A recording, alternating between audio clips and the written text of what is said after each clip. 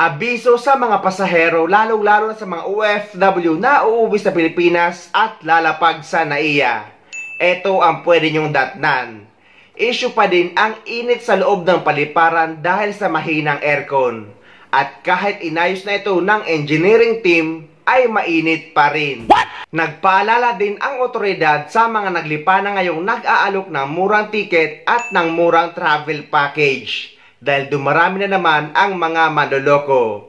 Pinag-iingat rin ang mga pasahero sa mga peking website ng e-travel na nanghihingi ng bayad. Dahil inuulit natin na ang e-travel registration ay 100% free, meaning wala kayong babayaran kahit piso. Kapag nanghihingi ng bayad, meaning ay nasa scam na link kayo. Yung may palyadong aircon, doon yun sa bahagi ng NAIA Terminal 2, doon sa may departure area. Kahapon ng hapon pa nagkakaproblema kasi mahina daw yung nilalabas ng aircon kaya medyo mainit sa lugar. Hanggang kaninang umaga, kahit inayos na ng engineering team, hindi pa rin daw kontento yung pamunuan ng Manila International Airport Authority. Kaya ang ginawa nila, naglagay na lang ng mga cooler sa paligid para hindi na maabala yung mga pasahero. Cheryl? Bukod sa sirang aircon, may iba pa bang nadiskubring aberya sa inspeksyon?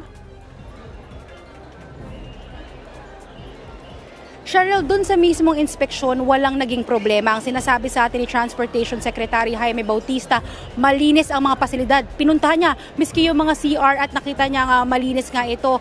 Okay naman or mabilis naman yung mga check-in counters. Pagdating dun sa mga flights, on time naman daw ang 86.8% kahapon at umaasa siya na ma-sustain niya hanggang sa mga susunod na araw. Yung iba nga daw, dahil nga on time lahat, may iba mas maaga pa yung umaalis yung mga eroplano kaya mas maagang nakakarating doon sa mga destinasyon nila. Ngayon, bukod sa inspeksyon, nandito tayo sa NAIA Terminal 3, may mga nakausap tayong mga pasahero. Isa sa mga reklamo nila na konting lamig pa daw kasi siguro sa dami ng tao at dahil nga sa init ng panahon, hindi na kinakaya ng mga aircon. Cheryl? Kumusta ngayon ang mga pila dyan sa NAIA? May mga ticket pa ba?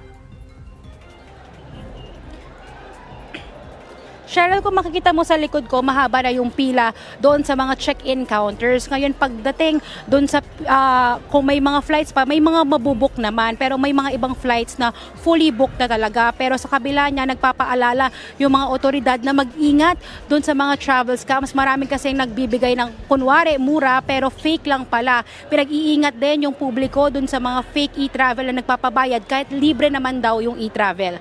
Kaya guys, magbao ng mahabang pasensya kapag uuwi sa Pilipinas at lalapag sa NAIA.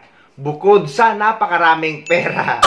At mag-ingat din kayo sa mga scammer, sa mga manloloko at sa mga e-travel website. At pati sa mga tao sa NAIA.